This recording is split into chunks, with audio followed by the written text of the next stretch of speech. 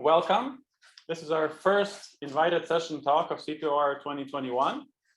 I'm very happy to introduce Adam Elmachtoub. He's an associate professor at Columbia University. Prior to going to Columbia, he did his PhD at MIT and worked at the IBM Watson Lab, and then moved to Columbia University, where he's now an associate professor. So he's a recipient of numerous awards, for example, the NSF Career Award, the IBM Staff Award, Faculty Award, and was also placed on the Forbes 30 Under 30 list in 2016. So overall, quite impressive, and I'm really excited that he accepted the offer to give a talk at this conference. I'm following his work, and I'm very happy to hear what he's going to tell us. Right, so definitely going to be a great presentation. So Adam, please take over. Thank you so much. And if it's not a great presentation, I'm so sorry. I really wish I could have been there to see you all in Austria, but hopefully another time. And it's really an honor to present at this forum because there's a lot of great research happening in the area that I'll be talking about today. So let's share.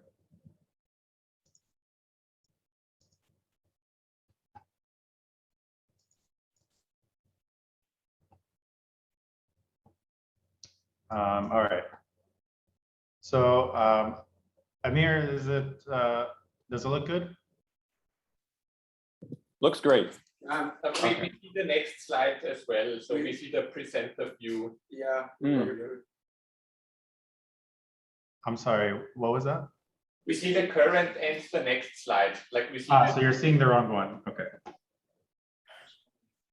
Yeah. Yes, that's great. Okay. Yeah, we see you and the slides. Great. Sorry, this is not ideal.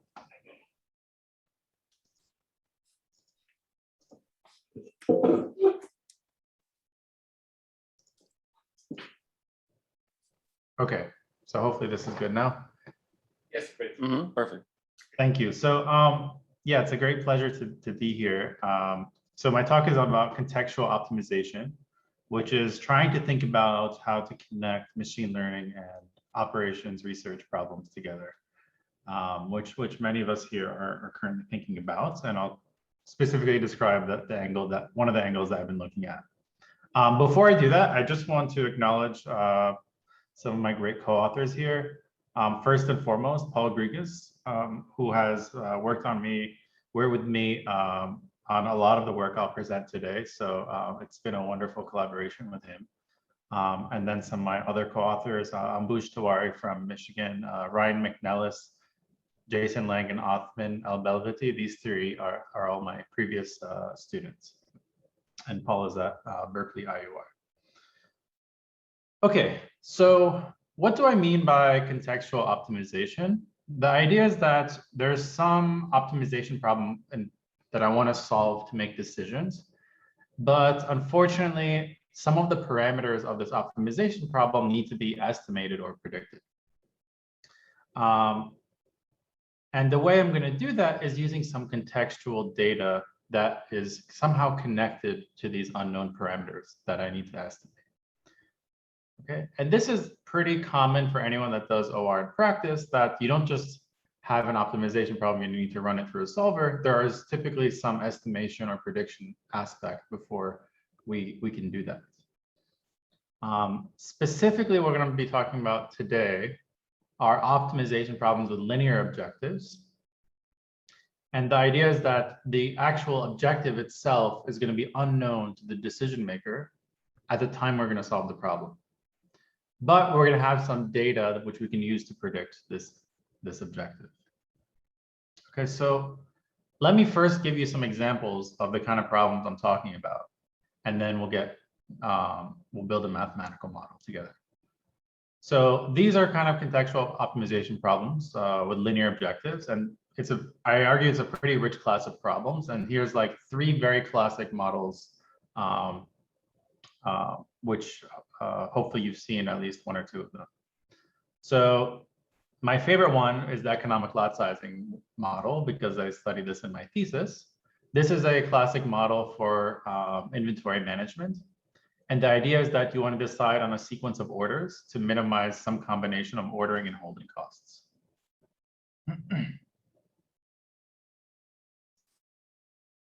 And in this model, the daily demand shows up in the objective.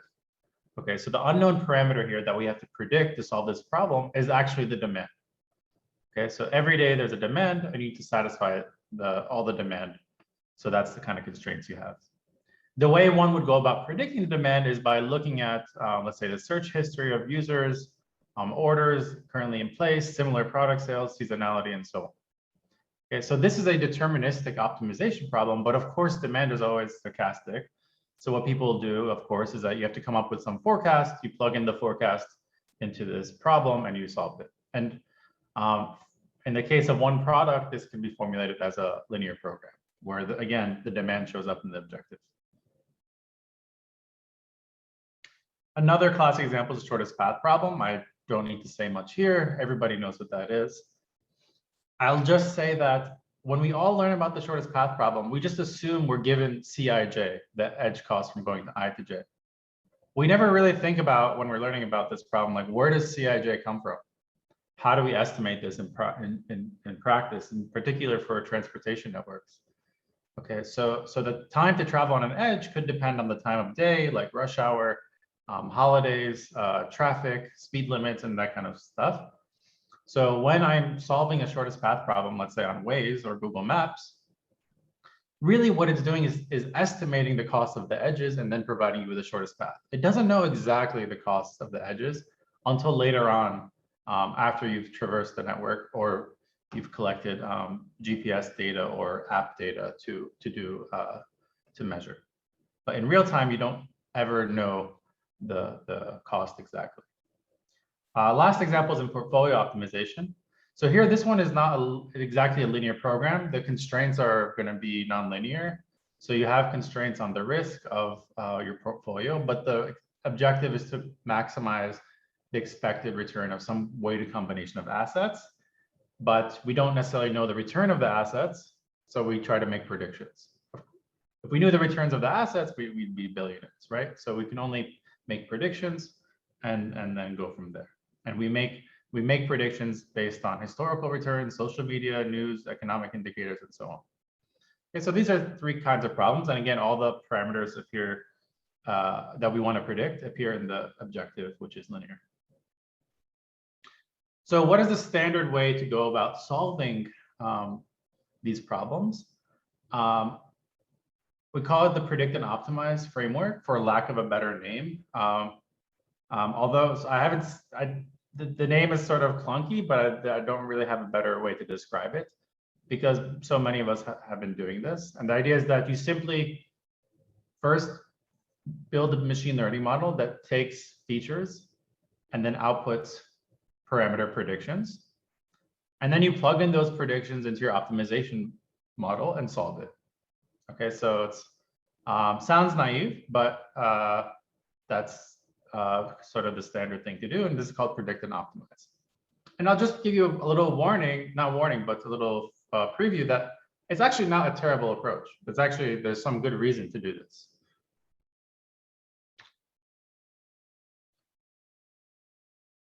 So if there's anything I want you to take away from this talk, it's that the goal for OR type people is to think about decision making. So the goal is to actually minimize decision error and not prediction error. And the issue that arises in predict and optimize is that step one here uses machine learning models that are focused on minimizing prediction error and that don't actually think about what is going to happen in step two. So the state-of-the-art machine learning models typically don't think about how will the predictions be used in a downstream task. Okay, so the key research question is, can we leverage the structure of the optimization problem we want to solve in order to help us actually design better machine learning models to begin with that will work better on the decision problem? So this is what we do. So we design what we call a smart, predict, and optimize framework. So that we call this SPO. And why do we call it smart? Is that exactly that it does what we want. So it takes into account how prediction will be used in a downstream optimization problem. And the way we do this is by designing a new loss function called the SPO loss function. This framework is sort of general in the sense that it can handle any optimization problem with an unknown linear objective, as long as you can solve that optimization problem in practice. It's computationally tractable in the sense that we can handle linear regression, decision trees, random forest models with this loss function. We're going to describe some of the theoretical performance guarantees from a statistics lens. So we'll think about, we'll prove some things called generalization bounds and Fisher consistency. And we'll also show that like computationally it does quite well. So as a preview, for example, a linear model using our framework can even outperform random forests. Okay.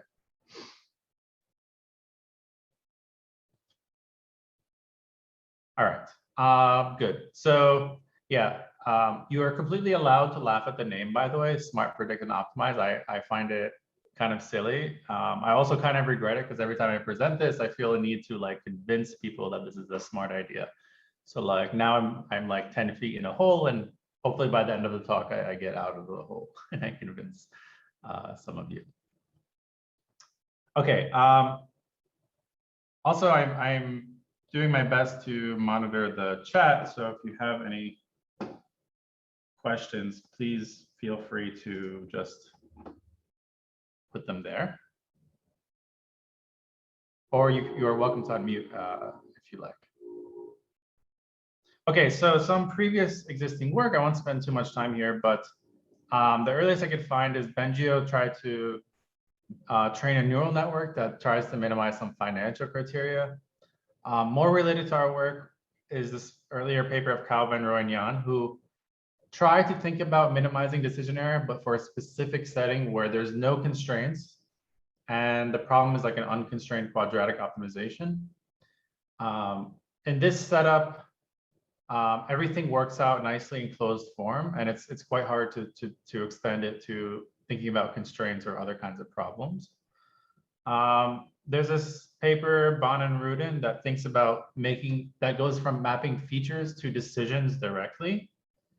And this works for problems without constraints, again, like the news vendor problem. There's another sort of famous paper in this area that's by Bertimus and Callis. This paper is specifically focused on optimization problems with nonlinear objectives. And the key observation here is that for a nonlinear function f, the f of the expectation of x is not equal to the expectation of f of x. So the expectation of function don't commute necessarily for nonlinear functions. So point predictions are actually not a good idea here. So predict and optimize is not a good idea for nonlinear objectives. So they come up with an alternate approach. And I'll just say that if you apply their framework for linear objectives, you get back exactly predict and optimize. So that paper is sort of like a completely orthogonal approach for a different problem.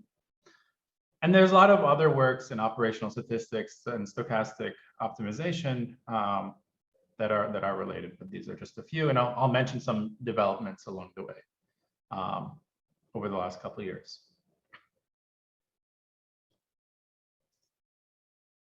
Okay, so now let's get into some math. So here's the problem we want to solve. So given some new context x, and I'll stick with the shortest path example. So x could be like the weather and the time of day and those kind of features. I want to find the best decision w in my constraint set s to minimize my expected cost. So the expected value of C transpose at w given x. So C is a random variable that depends on x. And by linearity of expectation, I can simply rewrite it like this. And you can see why now predict and optimize makes sense. So most machine learning tasks for regression are exactly trying to estimate the expected value of C given X. So plugging in a prediction here would make sense. Ideally, what we would like to do is just plug in expected value of C given X directly, but we don't have the joint distribution of X and C in practice. Okay. Instead, we have data. Okay, so that's how we're going to think about this as a machine learning task. Okay, so here are the 4 ingredients that we're going to think about. So the first ingredient, again, is the optimization problem we care about solving. So we'll write as a minimization problem, C transpose W with W and S.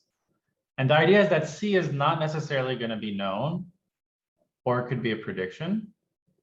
S is the feasible region. And we'll let W star of C denote some optimization oracle. So W star of C could be like a Garobi or a C-plex. It could be like a Hungarian method. It doesn't matter how you do it. It's just some oracle. Okay, so and the oracle could depend on the optimization problem you're solving. Okay. We're going to have training data of n samples. So each sample consists of a feature vector X and the actual observed cost vector C. And note that this cost vector is observed only after you've made the decision. So it wasn't available to you at the time you had the decision. Hey, Adam, sorry to interrupt you. Could you give us an example of what X would represent, like in the real world? Right. So sticking with the shortest path example, X here would be like the time of day, weather, speed limit, some current traffic updates, those kind of things. And the inventory planning problem could be like seasonality factors, economic factors, your orders, web traffic, and these kind of things. Okay, and based on like the weather, you would predict the shortest, like the edge weight. So we need to come up with a Cij for every edge in the graph, so we can solve the shortest path problem. And we're going to predict the costs from the features. Mm-hmm. Okay. And I'll do this actually specific example in a few minutes. So that's my training data. How am I going to do this prediction I just mentioned? So we're going to have some hypothesis class of models H. And the idea is that for some function f and h, this is going to map from features to prediction. So f of x gives me some prediction c hat. So if I put a hat on it, it means that it's going to be a prediction. Okay, so H can be like the class of linear functions. It could be a class of neural networks. Okay, so for now, H is just a class of prediction models. And finally, we need a loss function for measuring error. So if I predict C hat and the true value turned out to be C, then what is the actual loss I pay? The most common example is the mean squared error. So I take the C hat minus C norm squared.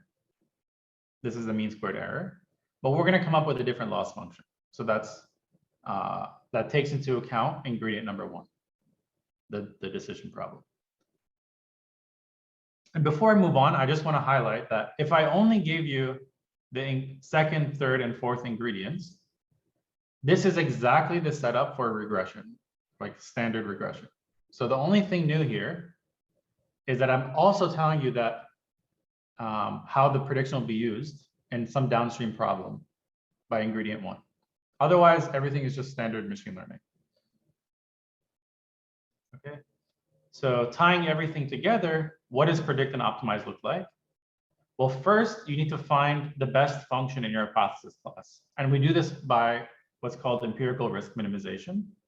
So we're going to minimize over the hypothesis class H, find the best function in H to minimize your empirical loss on your training data. So you average over the n samples, the loss by plugging in your prediction that you would have made in sample I, so that's f of xi, and evaluating it on ci.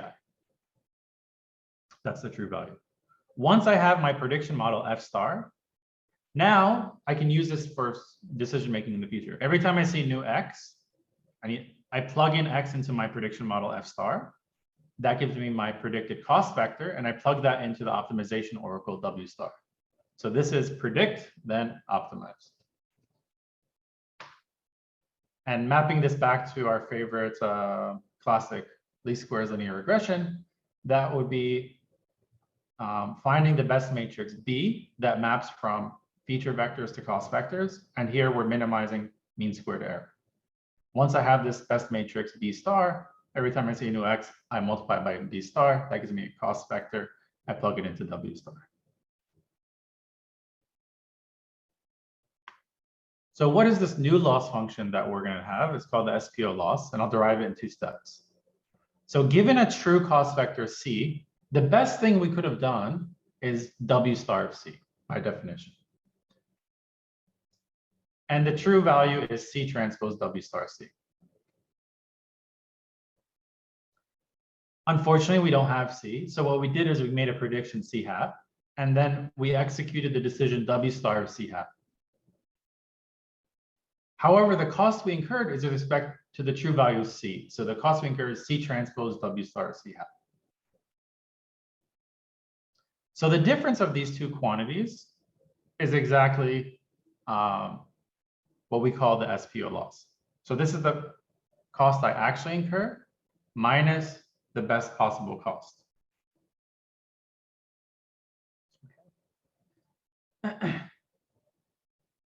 So as long as I make the right decision, actually, this loss could be 0. And you can notice also that looks very structurally different than mean squared error.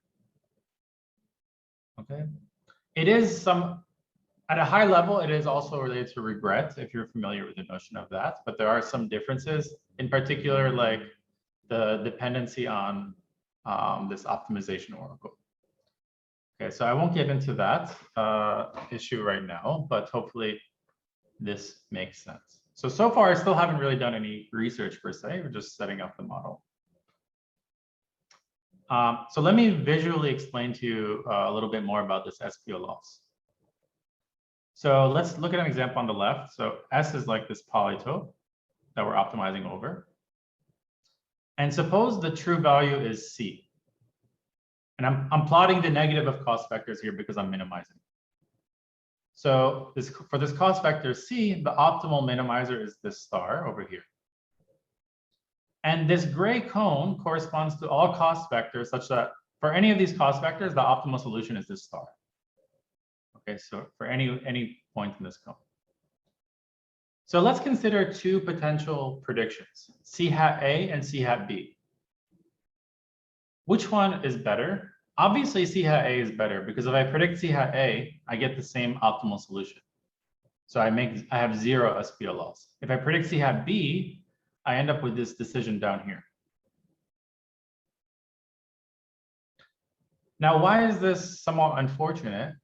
It's because C hat A and C hat B are actually equidistant from C, the true value. So they actually have the same mean squared error, but one gives you the exact optimal solution and one doesn't. So this is how you can see that prediction is not equivalent to minimizing decision error. So if I'm constrained to have, so given that, let's say, no prediction can do better than this circle, I obviously want to be in the intersection of the circle and the gray cone. So this is what our SPO loss is going to help us do that. Given that all models are wrong, we might as well try to get them to be wrong in the direction that leads us to good decisions. And that's where the advantage of this framework really comes from. A similar story goes for ellipses, but I'll skip it in the interest of time. So let's do an example on shortest path to get more insight. So I'm going to do the simplest possible example. I want to go from S to T, and I can either take edge 1 or edge 2, and that's it. And there's just going to be one feature. X is going to be one-dimensional. And based on this one feature, I predict the cost of edge 1 and edge 2. And I'm going to compare the standard least squares linear regression to SPO linear regression. Okay. So here's what a residual would look like for least squares versus SPO. So on the left here, you have 2 lines, the red line and the green line. These are my least square linear models. And the white points are the actual data. So like this is a sample for edge 1, this white circle. and the predicted value would be on this green line. And the dotted green line here corresponds to what's called the residual. So least squares linear regression, what it does is it takes the sum of these residuals squared and tries to minimize them. What is the residual in the SPL framework? It looks completely different. So for the same two lines as before in the same data set, how do we get residuals? So let's look first at this value of x. So for this value of x, the white square is smaller than the white circle. So that means I should take edge 2 for this value of x, because that's what I saw in the data set. The edge 2 is cheaper than edge 1. And my predicted model tells me that for this value of x, I will predict indeed that edge 2 is cheaper than edge 1, and that will lead me to take edge 2. So because I made the right decision, there is no error for this value of x. Moving to the next one, now there's something bad that happens. So here again, I predict edge 2 is smaller than edge 1, so I take edge 2.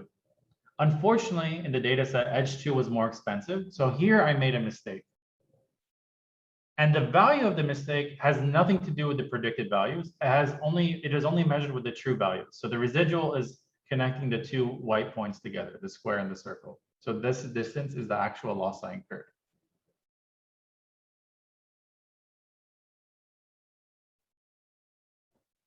So looking at a bigger data set now, so let's say this is my data set. And of course, this is fake, right? I'm generating a nonlinear data set, and I'll fit linear models to it. So this black line is the optimal decision boundary. To the left of the line, if x is less than 1.25, then I should take edge 2. If x is bigger than 1.25, I should take edge 1. So that's the optimal strategy in this example.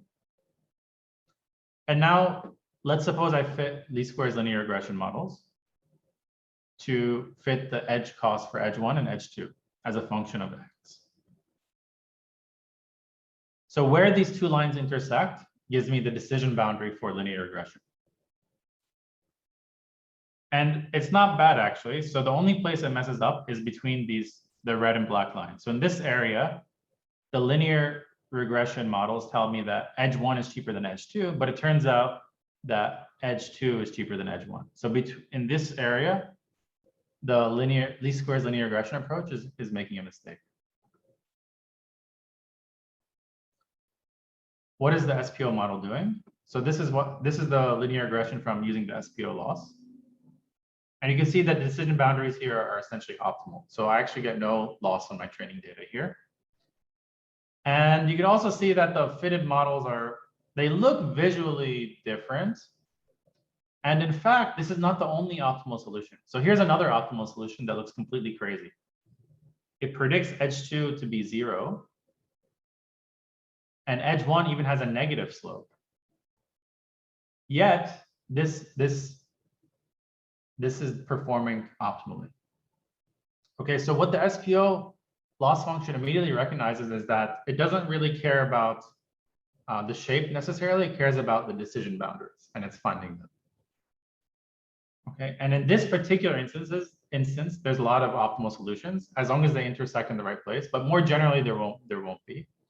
But we're just showing just for the sake of illustration. All right, so hopefully you can see there's quite a big difference and that the SPO loss function makes sense. So what I would do is I would plug in my SPO problem into the empirical risk minimization and try to minimize it. So I want to find the best function to minimize this SPO loss. Unfortunately, we're probably not the first people to try to do this. The problem is quite hard. It's non-convex and even discontinuous. So it's really hard to solve this. And in fact, this generalizes 0-1 loss minimization for classification, which is very hard to solve exactly. It's NPR. Even worse, if you just want to try to find local optimal solutions, it's very, very hard because basically, let's say S is a polytope, all the gradients are going to be 0. Okay, so if you just try to minimize this loss function anyways, using some kind of gradient descent technique, all the gradients are zero, so you immediately get stuck at a local solution. How do you see that? Well, let's say your prediction is C hat A, and you're going to take some gradient descent step. If you notice, if I move C hat A in any direction, or just a little bit, the optimal solution doesn't change, right? So this is coming from properties of linear programming. So there's no change for infinitesimally small changes in my predictions. So there's a lot of other approaches though that have been developed to deal with this. And I've listed a bunch here. So all these papers, I believe, are trying to minimize the SPO loss function directly. So one way to do this is to sort of add a quadratic term on the decision variables to make the problem differentiable and smooth. There have been thoughts on how to make this, to design like a piecewise linear approximation to the gradient, a stochastic perturbation technique. One can try to think about using an interior point method, which adds like a convex log barrier term to make it smooth. And one can also try to sort of do this divide and learn technique to approximate this gradient and make progress. So there are approaches and to solve this exactly, but we're going to focus on a sort of different approach by approximating this loss function by a convex approximation. Okay. So I have about half an hour left. What I'm going to talk about in the next half an hour, so the actual results from our research.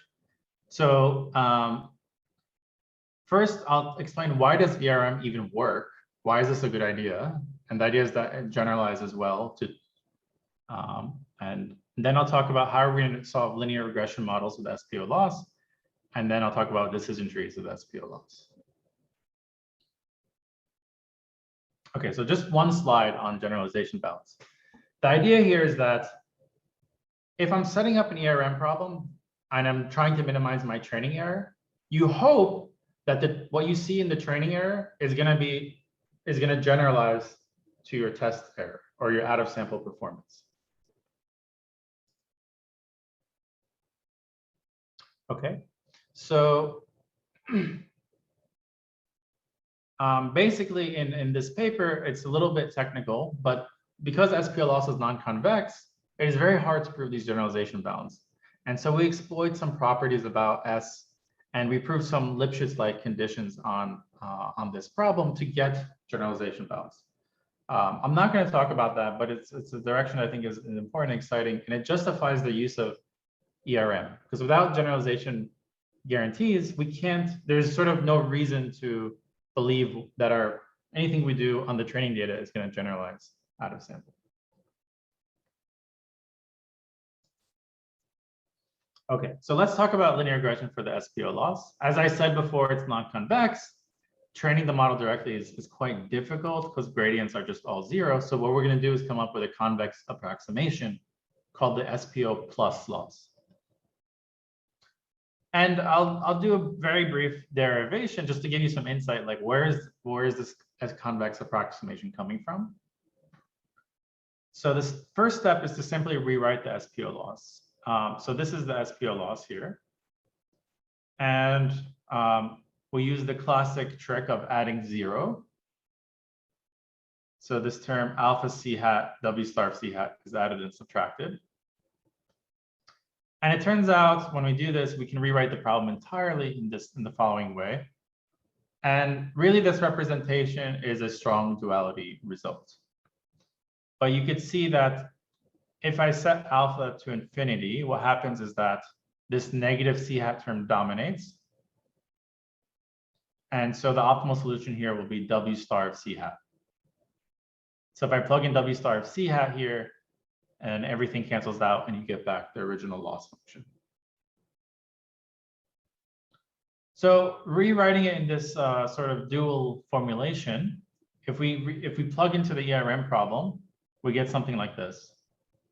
So now everything is indexed by I because there's n. So we're doing we're calculating the loss for every sample I. So there's an alpha I, a wi, ci, and an xi. Okay. I've also introduced a 2 in front of the alphas. And this is okay because I'm sending alphas to infinity anyways. And because I'm sending all the alphas to infinities anyways, I can replace all the alpha i's by a single alpha.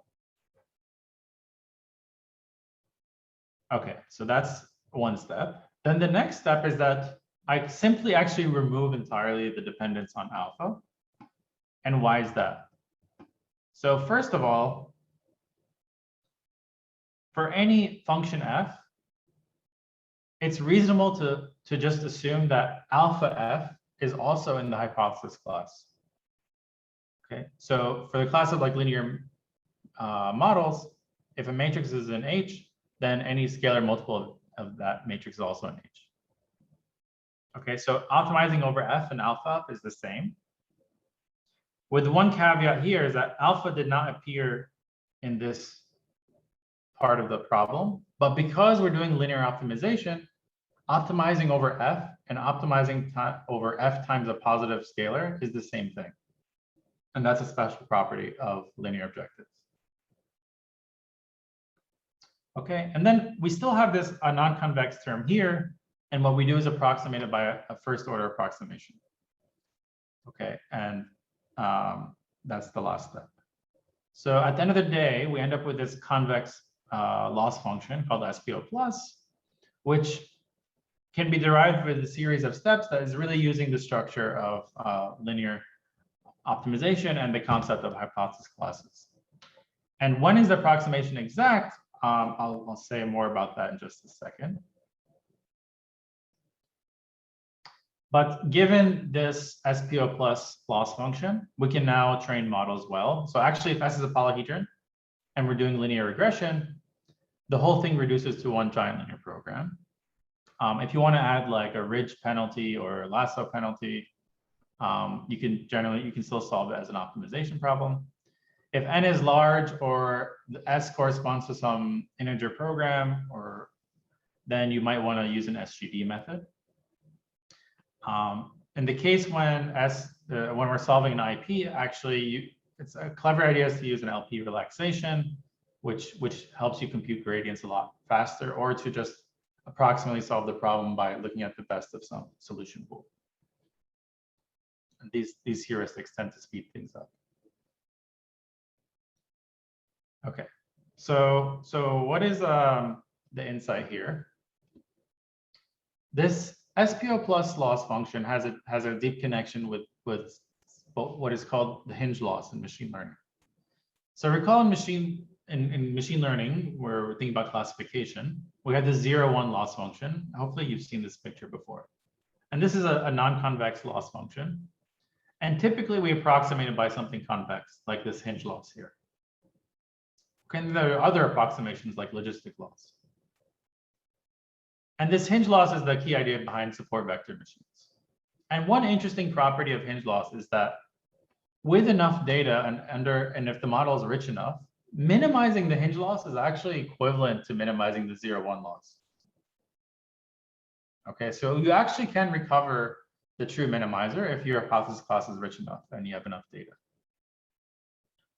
And the connection to us is that we actually capture this as a very special case. So our framework captures this idea, this connection exactly. So for a special case where S is just an interval from -1/2 to half and C is binary, then the SPO loss is exactly the 0-1 loss, and SPO plus is exactly the hinge loss. And so it's natural to ask, do we also have a consistency property that SPO plus has with SPO?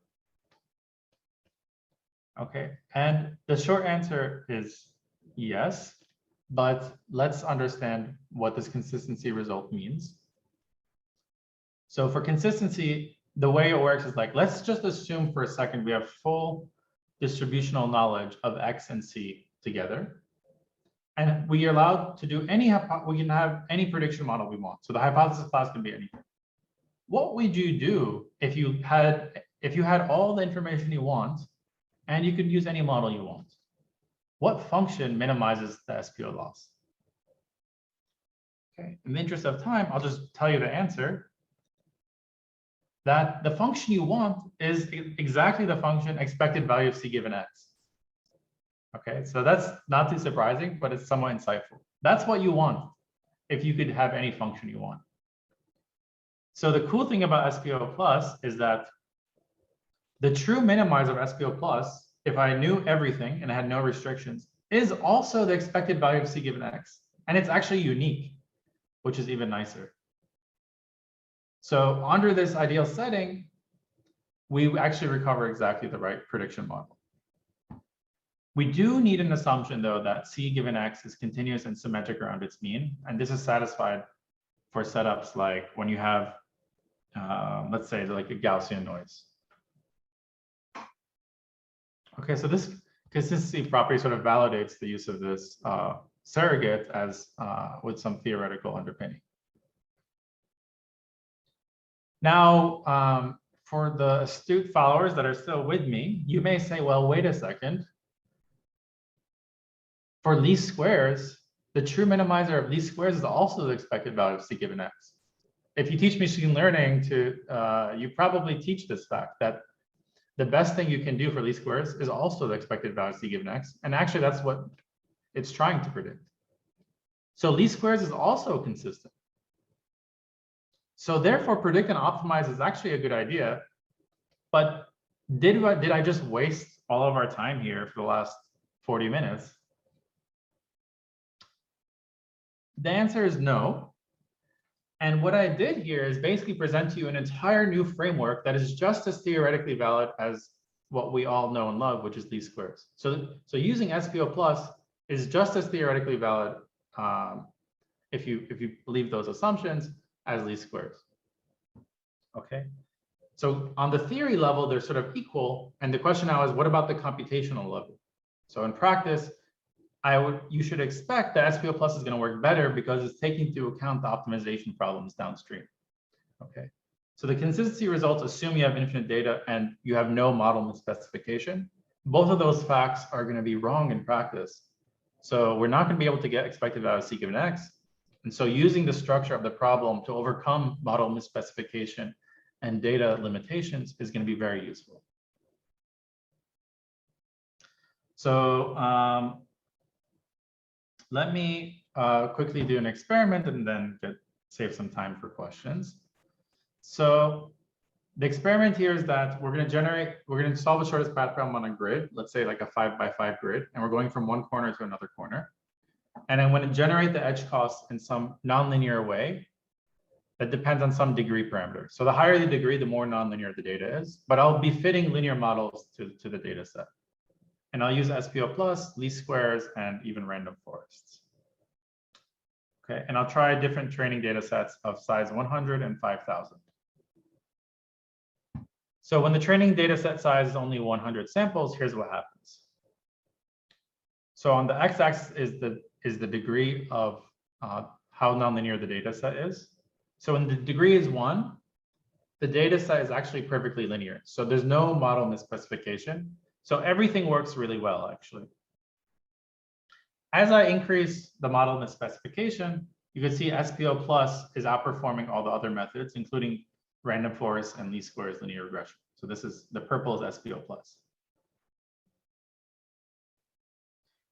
And if we increase the training set to 5,000 samples, what changes is that all the methods get a little bit better because they have more data. Actually, least squares doesn't get better. It's kind of gets stuck because it's just cannot overcome the nonlinearity. But the SPO plus with a linear function is doing just as well as random forests in the blue here, which is really remarkable to me because random forest is a universal classifier that can fit any function with enough data. So we know that the blue function will drop down to 0 with more data. But what's impressive is that a linear model trained the right way can do just as well as random forests. So a message I'd like to deliver here is that, if you work in OR, interpretability is really important. If you can do something with a linear model versus a random forest, I guarantee you'd rather do it with linear model because it's much easier to explain, much easier to code, much easier to check, much easier to enforce robustness. And with the neural network explosion, it's very easy to quickly jump into using a very complicated model, whereas I claim that if you know what decision problem you want to solve, you can actually use simpler models like linear regression or decision trees trained the right way rather than the standard way. And they can do just as well as black box models. And I'll skip some what I did on decision trees, but for decision trees, we can basically solve the SPO problem more exactly by carefully recognizing how to do splits and accessing the oracle. And I'll just jump to the conclusion here and we'll save, well, I'll give you some insight as to what's going on with decision trees. So back to the same example as before. So these gray lines are like my data set and the blue lines are like my decision tree. So a depth one decision tree using my SPO loss function can solve the problem exactly. So it splits based on this value of X, and to the left of this X, it predicts that edge 2 is cheaper than edge 1, which is correct. And to the right, it predicts edge 1 is less than edge 2. And the lines are flat here because in each leaf of the decision tree, you're just predicting a single value. Okay, and this decision tree has one split. If I train a decision tree the normal way using like cart, okay, and I do only one split, I get something like this, where in the split, in both splits, edge 1 is cheaper than edge 2. So it turns out I will always take edge 1, and I make a lot of error in this region. Again, decision trees are a universal classifier. So with enough splits, so let's say I go to depth 4, I can better approximate these curves, and eventually my decision boundaries converge. So what I'm buying here is interpretability. So with enough data, yes, predict and optimize can work, but I need a lot richer model to capture that. And going to like a larger example over here, let's say. So let's say I fed 10,000 samples, okay? And I'm comparing CART with SPO trees. Okay, you can see that the performance on the top here, which is here's the performance, the SPO loss, is pretty similar for SPO and CART. And that's not surprising because I have a lot of samples. Okay, with lower samples, our approach actually outperforms. But for higher samples, let's give the benefit of the doubt, CART is going to do pretty good. With one exception. So if I look more carefully at the actual trees that were built, so the number of leaves after we did pruning for both methods, CART tends to have around 3 to 5 more leaves, 3 to 5 times more leaves as our method. Okay, so here our method has around 100 leaves versus CART has around 250 to 300 leaves. So if you're printing out these trees to sort of implement the policy, would you rather have 100 leaves or 300 leaves? Obviously, you'd rather have a small amount of leaves. So what you're buying here is interpretability. So in any case, we usually get an improvement in interpretability and or the actual performance. Okay. And I don't have it here, but these methods also are doing just as well as random forests and neural nets in some cases. Obviously, if you increase the data to be very, very high, then I don't think that's very likely in a lot of problems that are where you use this framework. But at some point, if you have a tremendous amount of data, then one can argue differently. So let me just summarize that. This SPO framework, I think, is exciting. And we really just focus on the case of linear objective and convex constraints, although we can handle mixed integer programs as well if you just use an Oracle solver or use one of the heuristics I mentioned that were developed by others. There are some nice generalization guarantees. We also provided a convex surrogate that can be used not just for linear regression, but for any machine learning model. And we proved that it actually has a nice consistency property. And at the end of the day, hopefully, this will allow us and encourage us to use more simpler and interpretable models when possible, because they can actually outperform black box models, for which is hard to incorporate a downstream task. And hopefully there's a lot more applications and extensions of this work. So thank you so much. So here's where the papers are. And I sort of note that this work was like rejected like several times before before we were able to convince people that it was actually new, and since then you know, it's been fun working on this. So I'm happy to take any questions for the next 10 minutes or so, and I'll also be on Concord to chat. Thank you.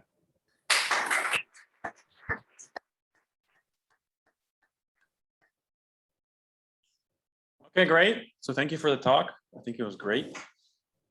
So you lived up to the expectations. Now let's see, do we have any questions in Vienna? Just raise your hand or raise your virtual hand in Zoom.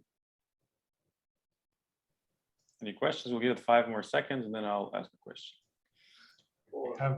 I see a couple, so Marlene and then Tias. Oh, okay, great. Oh, you see them? Okay. Ah, I see it now. Okay. Okay, Hello. let's, yeah, so just unmute Marlene maybe first and then we'll do Tias. Yes. Thanks a lot, Adam. That's a very interesting talk. I was wondering, so you're taking the approach where you optimize the expected value, right? Alternatively, you could go the robust optimization approach and go for the worst case, or maybe something in between. Would that be possible to extend this work in that way? Yeah, that's a very good question. So let's say you're interested upfront. So there's 2 ways I think about this. So one is upfront, I'm interested in robust solutions. And I think, you know, if you can, for some problems, you can turn a robust problem into a sort of standard LP using like robust tricks. Yeah. So it highly depends what you're trying to be robust towards, whether it's something in the constraints or something in the objective. The other thing that sometimes people ask is like, what if I, instead of doing SPO, I just do the regular predict and optimize, and then I solve some robust optimization problem afterwards because I know maybe my model is not great because of reasons I mentioned. And you could do that, but if your model was like not well trained to begin with, doing some robustness on top of it is still going to be a second order effect. And it's also not clear how to design an uncertainty set in the contextual setting. So contextual robust optimization, I think, is still in the early stages. So it's not clear what one would do exactly. Right. But yeah, these are open questions.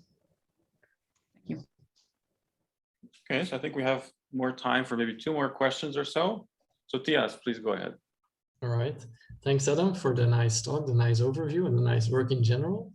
So when I heard your explanation of the theoretical guarantees, I noticed that you have the symmetry requirement there. And I find this a bit surprising because we know that actually in an SPO setting, overestimations and underestimations intuitively would expect them to have a different kind of cost for individual elements. And let's say that for one of the cost coefficients, the cost is very high and you're in a minimization setting, then your LP will avoid this variable as much as it can. And if you overestimate it, it will continue to avoid it. But if you underestimate it, it might actually place some of its capacity there. So this symmetric requirement is a bit surprising. Do you have any comments on this? Yeah, so yeah, that's an interesting observation. So the symmetry comes from the fact that basically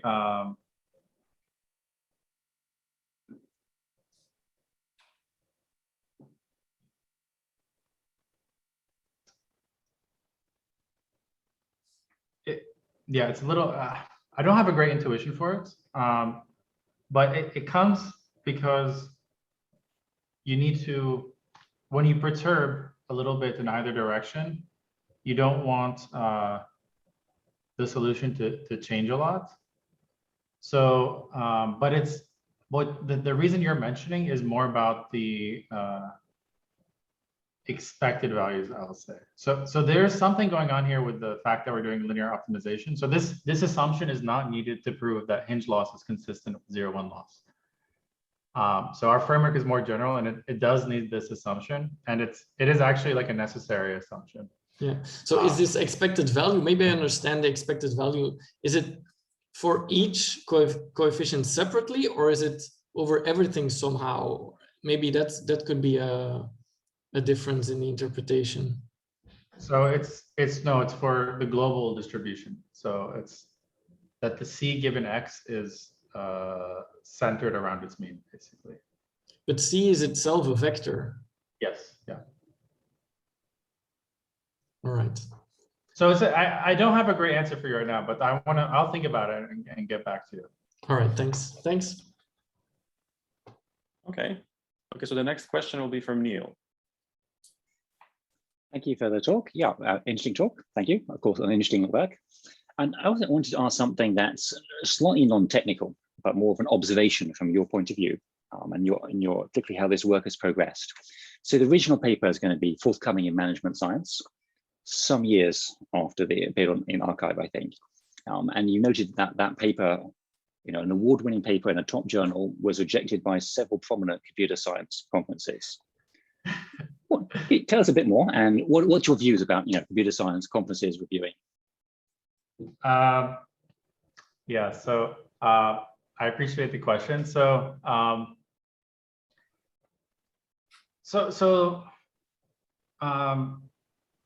general viewpoint is I think conferences are good for making progress, but I do think it is valuable to sort of expand into journal papers when possible, although I definitely don't do it all the time.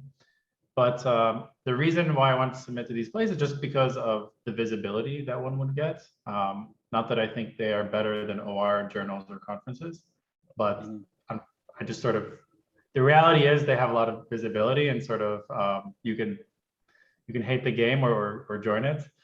So the reason why I got rejected was basically the people in learning theory felt that this had already been done before.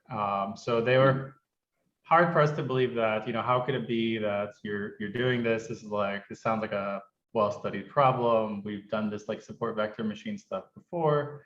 So there's like a sort of denial, and actually some of the comments we got like, you should send this to an OR journal. So they're actually very interdisciplinary. So in some cases, I'm confident that they, de-anonymized the process and found out, I am not a computer scientist traditionally, and specifically recommended to send this to OR journals. Whereas, I think the boundaries of disciplines is blurry. I think we're all computer scientists in some sense in this conference, for example. So that's sort of the background. But in their defense, at the beginning, we did not know about some streams of work, which do on the surface look similar, like SVM stuff, but technically they were different. Great, thank you. Thanks. Well, you can ask similar questions about OR journals if they take 4 years to accept the paper. Can you clarify that? Well, I mean, it was an archive in 2017, so I guess it's been quite a while that it was in the review stack at Informs. Yeah, unfortunately, every round took quite a while, which was disappointing. But even I have to tell you that one of our reviewers was hard to convince. That ultimately we settled with the reviewer. His or her opinion was that I fundamentally disagree with the approach, that I believe we should still do predictions and then optimization. We don't want to blur those two. Wow. But I will teach it to my students because it's interesting. And I was like, okay, we can take that. Okay. All right. Okay. Well, in the end, it did get published, so there's still some justice. Yeah, it's all good. I enjoyed this talking to you all. Yeah. So let's thank the speakers. Let's thank Adam once again for the talk.